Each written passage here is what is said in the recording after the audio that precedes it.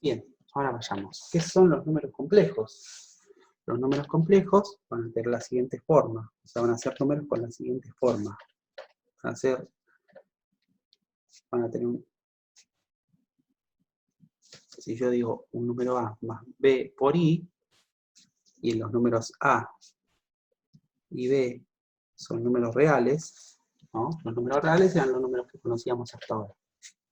Esta va a ser la forma que van a tener los números complejos. Y van a tener una parte real, que va a ser el valor de A, y una parte imaginaria,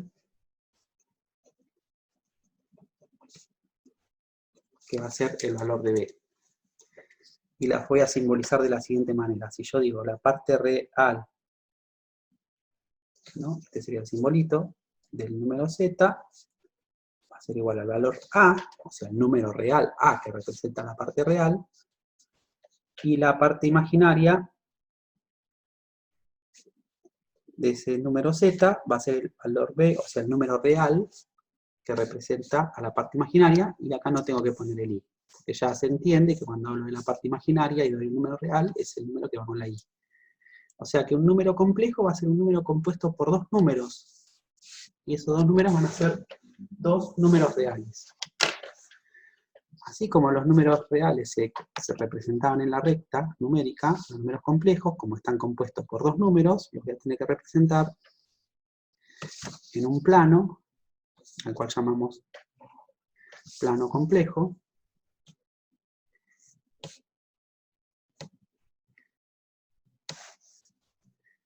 Y sobre el eje X vamos a poner la parte real, y sobre el eje Y vamos a poner la parte imaginaria. Y si yo tengo el número complejo que es igual a Z más BI, sobre la parte real se va a poner el valor A, y sobre la parte y sobre el eje imaginario se va a poner el valor B, y se une como cuando hacemos unión en los sistemas de ejes cartesianos. Y se representa al número complejo con un vector que parte del origen, ¿no? Que es un segmento orientado con una flechita, y este va a ser el que representa al número complejo A más B.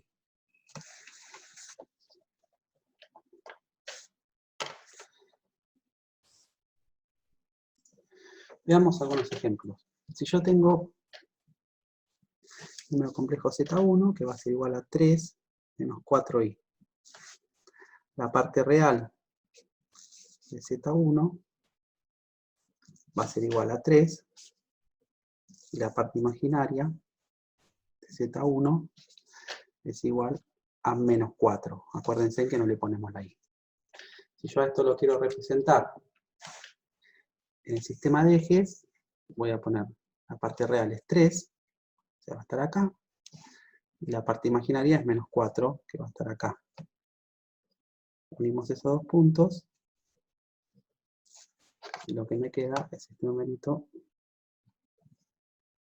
O sea, esta sería la representación de Z1.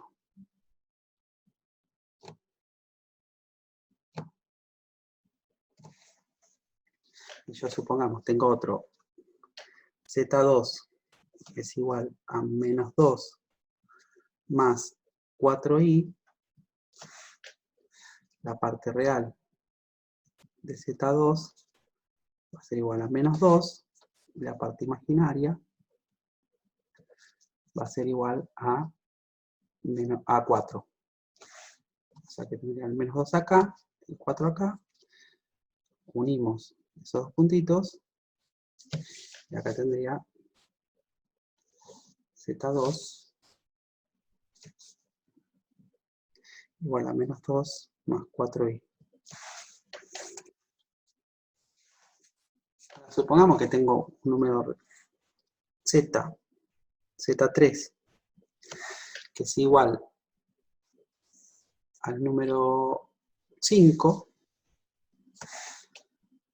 y esto también es un número complejo, y se lo llama real puro. Esto es como si yo tuviese más 0i. No hace falta ponerlo cuando tengo 0i.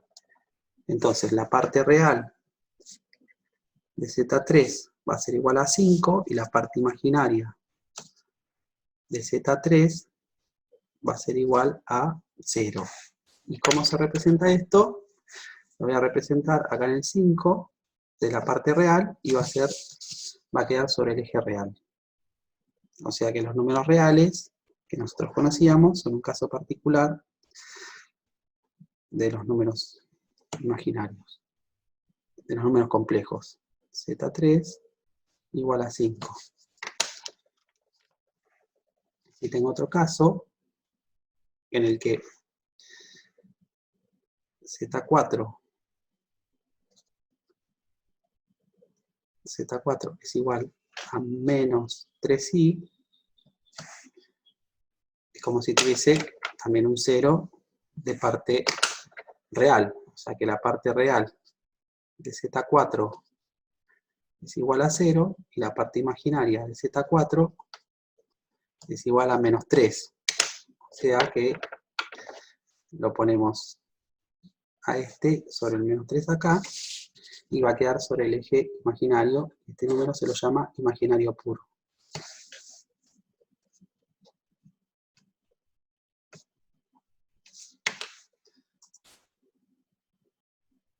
Bueno, vamos a ver qué es lo que es el módulo de un número complejo.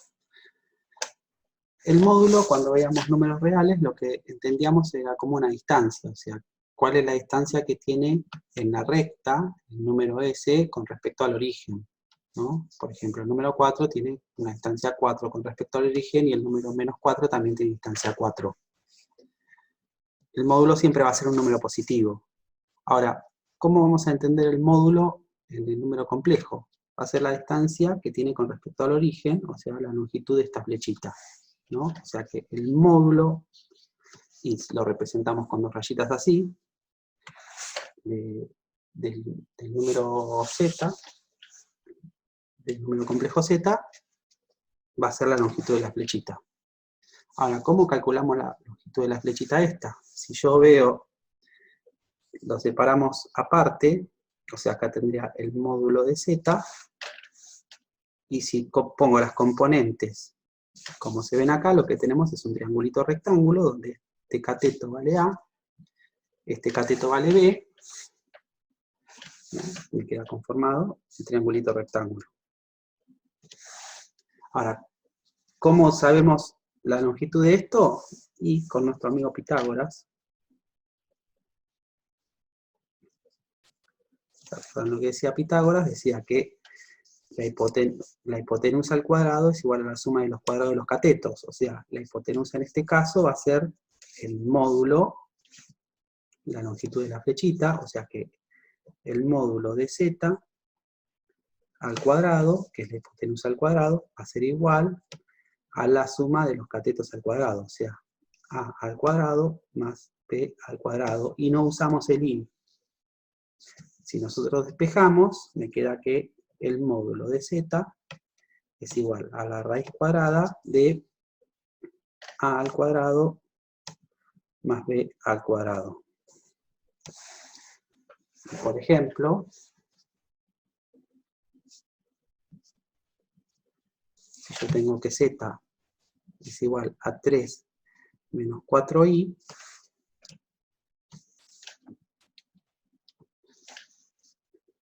mi a va a ser 3, b va a ser menos 4, entonces el módulo de z es igual a la raíz cuadrada de 3 al cuadrado más menos 4 al cuadrado.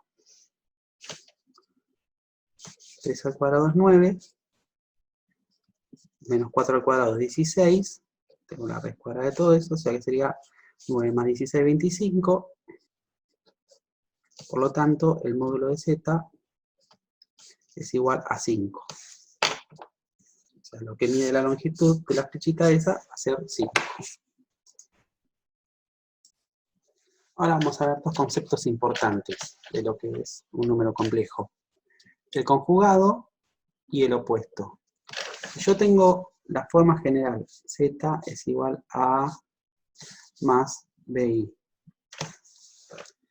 El conjugado, que lo voy a representar con una rayita arriba de lo que es el representante,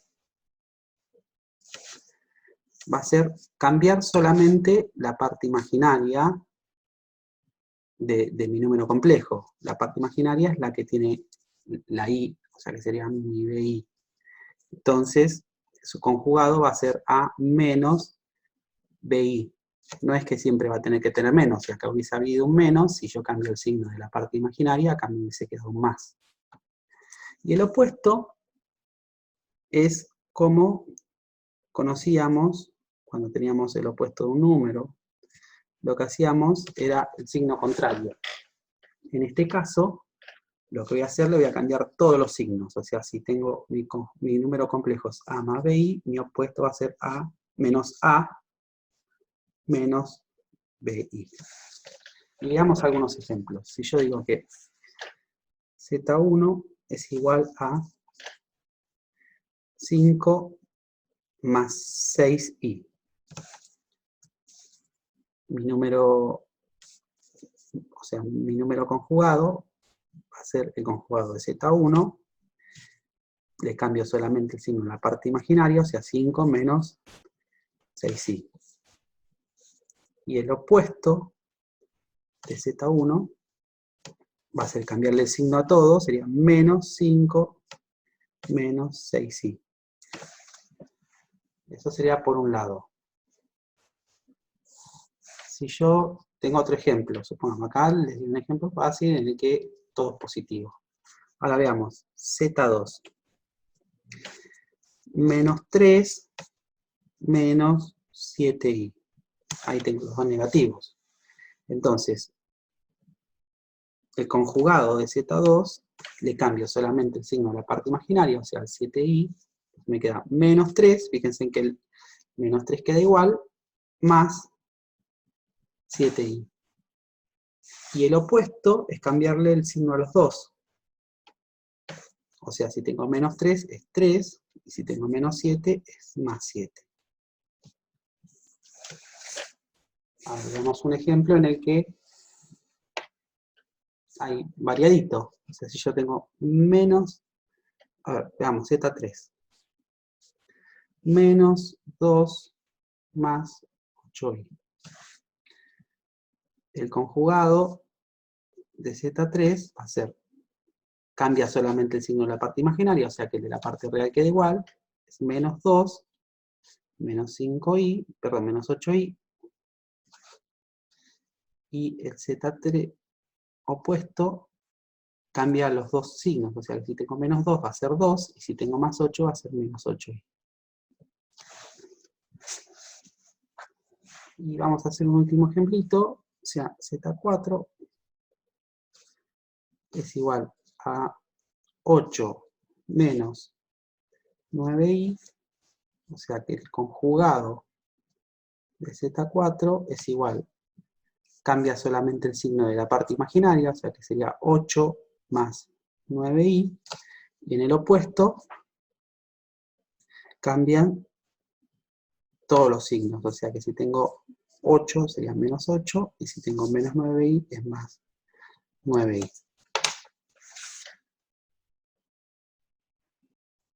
Bueno, veamos qué abarcan los números complejos. Si yo tenía los números que utilizaba para contar, ¿no? Número 1, 2, esos números los llamamos los números naturales.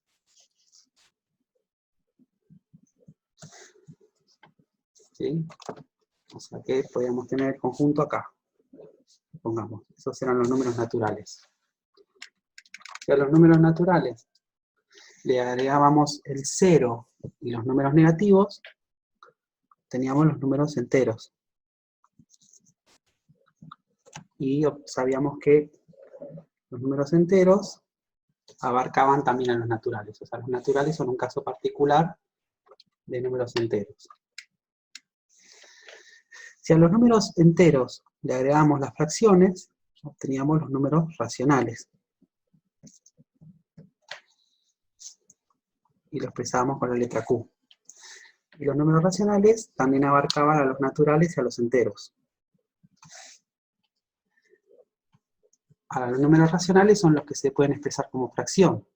Vamos a tener los números irracionales, que son los que no se pueden expresar como fracción. Y si uníamos los racionales con los irracionales, obteníamos los números reales. Y nos quedaba algo así, ¿no? O sea, acá tenemos los números reales, acá tenemos todos los que se pueden expresar como fracción, y acá afuera tendríamos los que no se pueden expresar como fracción. Bueno, los números complejos van a ser un conjunto que va a contener a los números reales. Como vimos, nosotros podíamos tener números reales puros, donde la parte imaginaria era 0. Bueno, los números reales van a ser un caso particular de números complejos, donde la parte imaginaria da 0. O sea que los números complejos va a ser un conjunto mucho más grande, que va a contener también a los números reales. Y así es como se vienen construyendo hasta ahora todos los conjuntos numéricos.